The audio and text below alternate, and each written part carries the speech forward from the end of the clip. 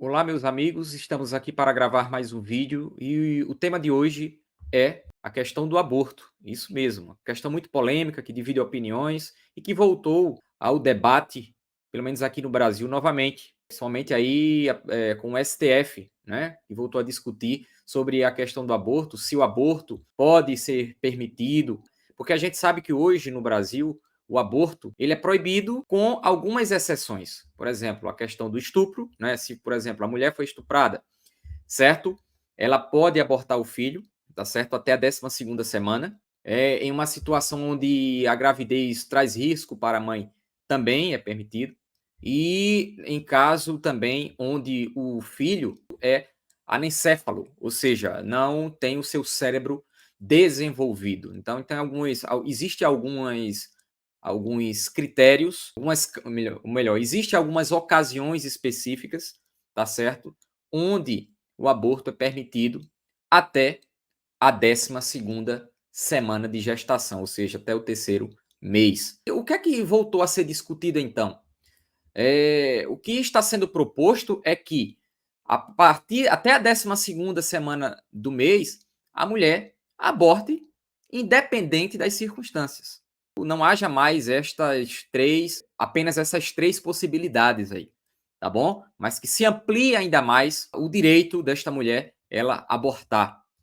E aí voltou novamente as discussões. Até que ponto é permitido o aborto? Eticamente, será que abortar dentro dessas circunstâncias, né, sugeridas aí pelos abortistas, onde muitos falam, por exemplo, que não, a mulher ela tem todo o direito de abortar quando, como ela quiser, da forma que ela quiser. Outros colocam, não, olha, até a terceira semana. Outros colocam de uma forma arbitrária até a quarta semana e assim por diante. Até que ponto o aborto ele deve ser permitido ou não? O aborto é um crime? Quais são os principais argumentos que os abortistas utilizam para sustentar que o aborto deve ser permitido ou descriminalizado, não ser um crime? Tá certo? Existem inúmeros argumentos, a gente vai responder e refutar alguns desses argumentos, mas antes disso, a gente tem que reconhecer que o tema é um tema bastante delicado. Quando a gente fala, principalmente em situações que envolvem estupro, onde a mulher ali ela sofre uma violência, certo? Ela é estuprada e ela termina engravidando, certo? Por conta disso. Nesta situação, muitos alegam, não, aí o aborto ele deve ser permitido, como já é permitido por lei no Brasil, como a gente já falou. Então, acho que nesse ponto, eles vão dizer, né, os abortistas, não tem o que discutir. Será que não? Ora, o feto é uma vida, certo? E note, hoje no Brasil, até a 12ª semana, dentro de alguns critérios, o aborto ele é permitido.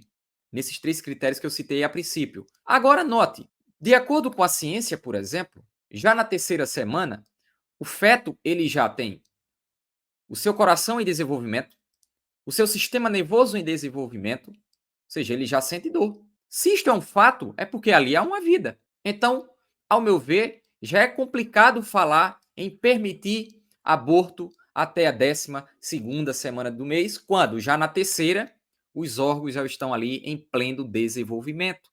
Esse é o primeiro ponto que eu queria destacar. O segundo ponto é que quando a gente fala de aborto, os abortistas dizem, olha, você só é a favor, é contrário ao aborto porque você é um religioso. Primeiro que isso é uma falácia completa, né?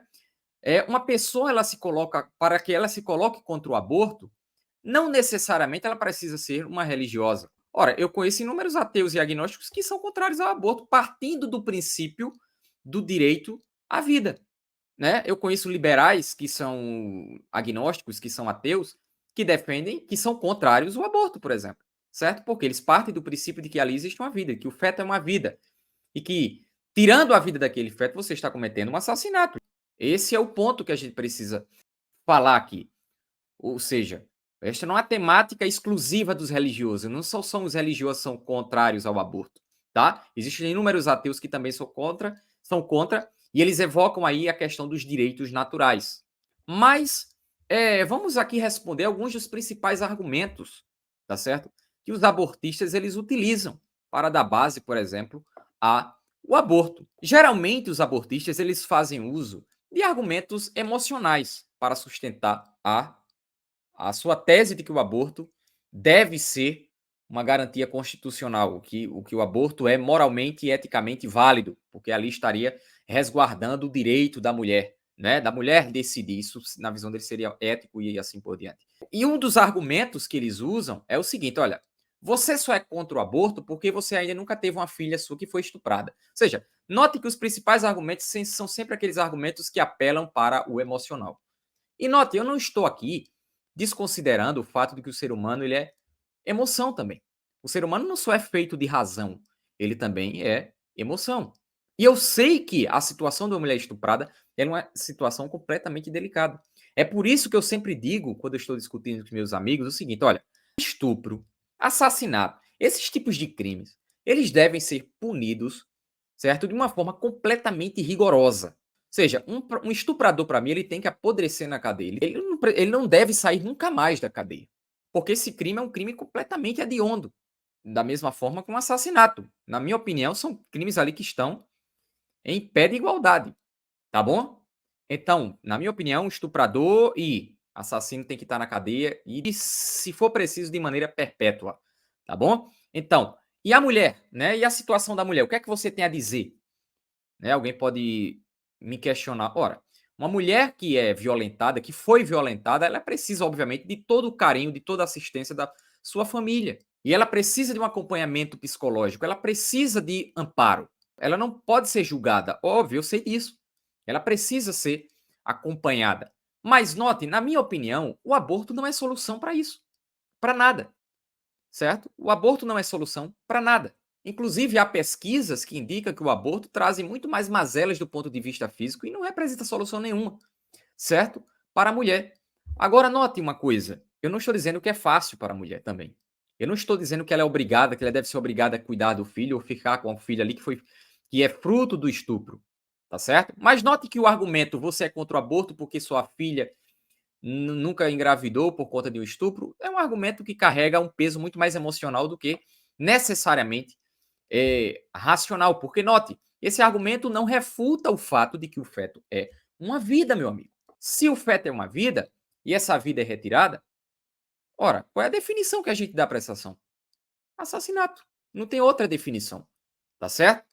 Então, esse argumento não responde ao fato de que o feto é uma vida, tá bom? Principalmente quando a gente considera que já a partir das primeiras semanas, terceira semana, já existe ali o funcionamento de órgãos vitais que fazem parte ali da vida humana, tá certo? Que mostram que ali existe uma vida. Um outro argumento muito comum é o seguinte: olha, a criança deixada viva sofreria muito com a rejeição da mãe, ou seja, a mulher lá, geralmente, que não quer ter o filho, e principalmente em casos onde há estupro, né? Ela não vai saber conviver com a criança, de fato é muito doloroso e difícil. E aí os abortistas usam isso para dar base para justificar o aborto. Eles dizem: não, a mulher ela vai rejeitar a criança. Para que a criança também não sofra, é melhor que ela seja abortada antes. Ora, por essa lógica, então, eu vou sair por aí dando tiro na cabeça de filho que foi abandonado pelo pai e pela mãe. Quer dizer que o abandono agora me dá o direito de cometer um assassinato. Qual é a lógica disso? Veja que absurdo que é esse argumento. Não faz o menor sentido do ponto de vista lógico, certo? Então, não, ele vai sofrer, vamos ter que abortar. Não, ele vai ser abandonado, então para ele não sofrer, vamos abortar. Então vamos fazer isso com os filhos aí que estão aí abandonados aí, que até cresceram, né? Não, olha, você sofreu muito, está sofrendo ainda, então vem cá, vou dar um tiro na sua cabeça. Pelo amor de Deus. Um outro argumento é o seguinte: a gente sabe que no Brasil, a condição da mulher, do homem, né, no geral, é uma condição de pobreza. A maioria dos brasileiros são pobres, né? E geralmente a mulher que sofre, né, que é vítima de estupro, a maioria delas são pobres. Então muitos argumentam o seguinte: olha, a mulher pobre, né, tendo essa criança, não teria condições, certo, de trazer uma vida de conforto para essa criança. Essa criança que iria crescer em um ambiente de pobreza, de miséria. Logo, é preferível que ela aborte, para que essa criança ela não sofra. Ora, meus amigos, como é que a gente poderia responder isso? Muito simples.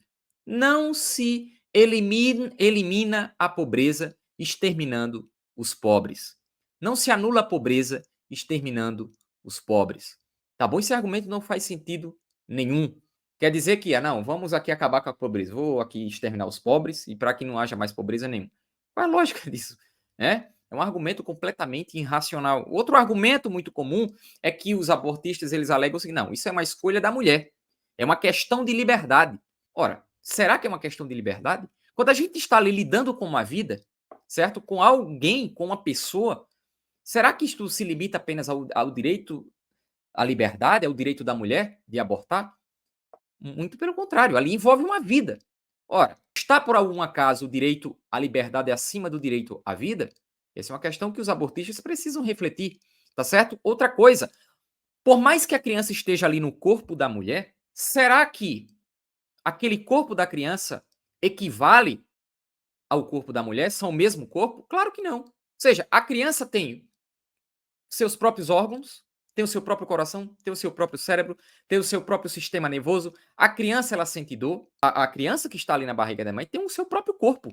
Mesmo que esteja ali, protegido, dentro do corpo da mulher, ela tem um corpo específico, tá certo? Então esse argumento não faz o menor sentido. Então, sendo assim, a ideia de que, não, vamos abortar para preservarmos o direito à liberdade da mulher não faz sentido nenhum, certo? Nenhum. Porque trata-se ali, antes de qualquer coisa, de uma vida. Note, eu não estou aqui obrigando a mulher, como eu já falei, a cuidar de uma criança, por exemplo, em caso de estupro, por exemplo, que é o caso mais delicado, né? Esse caso aí, não, a mulher ela vai ter que. Se você está dizendo que ela é obrigada a cuidar da criança numa situação. Não. Ela pode levar essa criança para um orfanato distante, em outro lugar, certo? Ou entregar alguém que queira adotar. Note, essas soluções que eu estou oferecendo aqui, ela não resolve completamente o problema. Eu não estou dizendo que a mulher ela vai se sentir feliz com isso, que ela vai se sentir bem. Mas quem disse que abortar vai resolver alguma coisa? Quem disse isso? Ora, o aborto ele traz prejuízos do mesmo jeito, tanto físico como psicológicos, tá certo? Existem estudos que mostram isso, tá certo? E eu vou deixar os links desses estudos aí no vídeo, na descrição, para vocês que quiserem pesquisar e se aprofundar sobre isso, tá bom? Um outro argumento, o feto não é uma vida. Ora, o feto não é uma vida? Primeiro, antes mesmo da terceira semana, que eu já falei que na terceira semana, né, já há aí o desenvolvimento dos órgãos e tudo mais, mas antes mesmo dessa terceira semana, o feto já está em pleno desenvolvimento. Deixado dentro do seu percurso natural, ele vai se desenvolver. Então, quando o aborto é justamente a interrupção deste processo natural, tá certo? Então, é o impedimento da vida.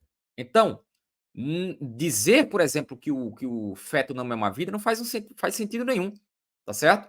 Não faz sentido nenhum, por tudo isso que eu acabei de falar. A partir da terceira semana, o sistema nervoso já está em desenvolvimento, o coração também, né? E assim por diante. Então, é preciso responder e dizer que não faz sentido nenhum essa afirmação de que o feto não é a vida. É sim. E mesmo antes do desenvolvimento destes órgãos, na terceira semana, deixado ao seu percurso natural, ele irá se desenvolver. E o aborto é um impedimento disto. Sexto, fetos não têm consciência. Esse é um argumento que muitos abortistas dizem, olha, o feto não tem consciência, certo? Ele está ali nas primeiras semanas sem consciência, portanto, é preferível abortar ou está justificado, nestes casos, o aborto, porque ele não tem ainda consciência. Ora, a consciência por si não define a vida, tá certo?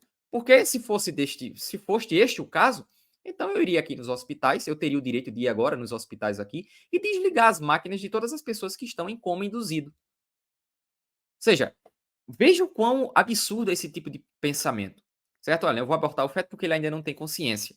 Ora, então vamos desligar os aparelhos das pessoas que estão inconscientes nos hospitais agora, porque elas não são humanas, elas não são seres vivos. Então, não faz sentido, tá bom? Então, a gente pode responder inúmeros outros argumentos aqui, né? Mas note, todos os argumentos dos abortistas é pautado única e exclusivamente na questão das emoções. E eu sei que o ser humano ele é composto de emoção, mas não é só emoção. A gente precisa entender. Eu sei que o aborto é uma questão que envolve dilemas, tá certo? Aí você pode perguntar assim, mas em quais situações você permitiria o aborto? Ora, em uma situação onde a vida da mãe está em risco. Aí é necessário fazer uma escolha por quem vai viver.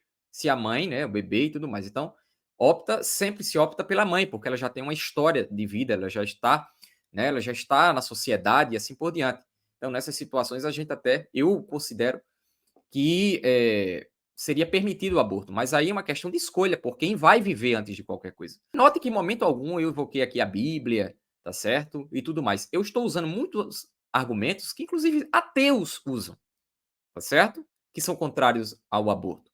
Então, eu vou ficando por aqui. Obrigado pela audiência aí. Se inscrevam no canal, ajudem este canal a crescer.